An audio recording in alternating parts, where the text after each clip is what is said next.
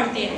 आज हम लोग सबसे पहले शुरुआत करेंगे भाषा से कि भाषा क्या होता है व्याकरण में, ठीक है। तो भाषा वह साधन है जिसके द्वारा मनुष्य बोलकर, सुनकर, लिखकर या पढ़कर अपनी मन की बातों को, है ना, रख सकता है, बोल सकता है। हम लोग कोई चीज लिखने के लिए तुम लोग को देते हैं तो लिख के दिखाते हो, पढ़ते हो, या फिर हमको कुछ बोलना रहता है तो बोलते हैं ना, या तुम लोग को बोलना रहता है तो तुम लोग बोल करके बताते। तो कोई भी चीज जो स्पष्ट रूप से हम लोग क्या करते हैं, बोलकर, लिखकर, सुनकर या पढ़कर जो बोला जाता है उसको हम लोग भाषा कहते हैं। अब जैसे कि मैं लिख रहा हूँ, ठीक है, क्या कर रहा हूँ, ठीक है। अब है उसका बाद सबसे इंपॉर्टेंट दो चीज, संज्ञा, ठीक है, संज्ञा। तो संज्ञा क्या हुआ, जो शब्द संज्ञा किसको कहेंगे, व्यक्ति, वस्तु, व्यक्ति मतलब जैसे मैं, ठीक है, वस्तु हो गया जैसे ये टेबल, बेंच, श्यामपट्ट, ठीक है। उसके बाद ये वस्तु कोई भी पेन, कलम, ये सब वस्तु हो गया। उसके बाद स्थान, कोई भी जगह का नाम, जैसे ये मेरा विद्यालय, ठीक है।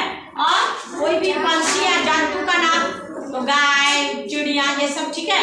तो ये सब क्या बन गया, संज्ञा। इसका जो भी नाम रहेगा तो इसको क्या कहेंगे, संज्ञा कहेंगे, ठीक है।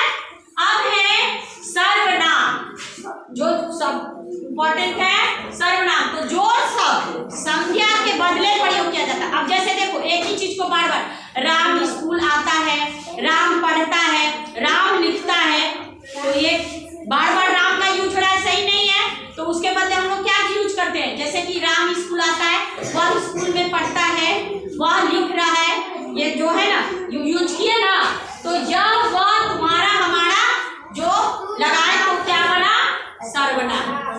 तीसरा इंपॉर्टेंट चीज क्या है, क्रिया।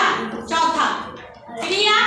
अब जैसे देख लो, हम लोग कभी भी कोई भी कार्य ही कर रहे होते हैं, अगर सोते भी है तो वो कार्य है, अगर बैठे हुए हैं तो भी कार्य है। अभी हम लोग तुमसे बात कर रहे हैं तो वो क्या है, अभी कार्य ही है ना, तुम लोग को पढ़ा रहे हैं, बता रहे हैं, ठीक है।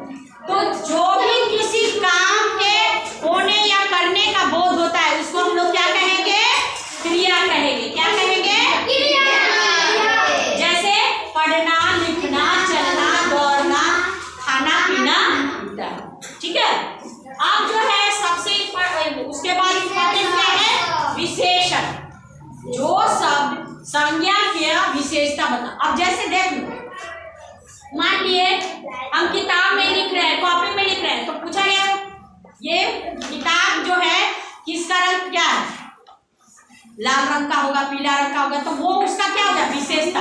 अब जैसे कि काली गाय, तो गाय कौन से रंग का है, तो काला रंग का है, उसका विशेषता क्या हो गया, लंबा आदमी, लंबा आदमी, तो उसका विशेषता क्या हो गया, लंबा।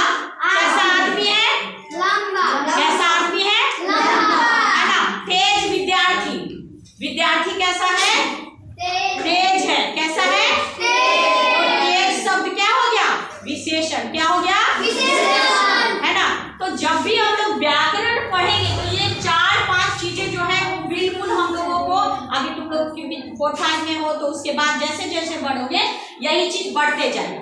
तो बेसिक हम लोग को पहले ये जानना है कि एक लाइन में कि हाँ क्या होता है, उसके बाद फिर इसी को हम लोग विस्तार रूप से, है ना, अलग अलग चैप्टर में फिर हो जाएगा, संज्ञा 2 पेज में हो जाएगा, सर्वनाम हो जाएगा, अलग अलग हो जाएगा। अभी हम लोग मुख्यतः अगर पूछा जाए भाषा किसे कहते हैं, तो कुछ नहीं, जो हम बोल रहे हैं वो भाषा है ना, जो हम लिख करके देंगे वो भाषा है। इस तरह से हम लोग एक लाइन में भी जवाब दे देंगे। अब कोई पूछेगा तुम लोग से संज्ञा किसे कहते हैं, तो ये व्यक्ति, वस्तु, स्थान, ये व्यक्ति है, ये वस्तु है, ये स्थान, एक के तीनों मिलकर क्या बना, संज्ञा बना, है ना। बहुत एकदम आराम से, ठीक है। तो ये 4-5 चीज व्याकरण का बहुत सबसे बेसिक चीज है, इसको जानना बहुत जरूरी है। अब तुम लोग को ये 5 चीज का मतलब ज्ञान हो गया। अब कोई पूछेगा हाँ भाई सर्वनाम किसे कहेंगे, तो बताओ। तो मान लिए जो शब्द संज्ञा के बदले प्रयोग हो उसको हम लोग सर्वनाम कहेंगे। ये हमारे जीवन भर के लिए, मतलब अगर हमको देना रहे अपनी भाषा में जवाब तो उसको हम लोग देंगे, ठीक है। तो व्याकरण जो है हिंदी का सबसे भिन्न अंग है।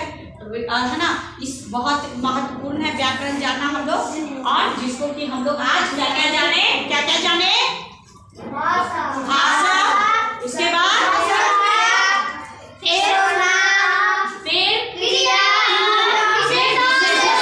अब अगली क्लास में हम लोग इसी पर आधारित कुछ वाक्य बनाएंगे, कुछ शब्द बनाएंगे चुनने के लिए, मिलाने के लिए, तो हम लोग को और अच्छी तरीके से आप लोग को समझ में आ जाएगा। अभी ये समझ में आया?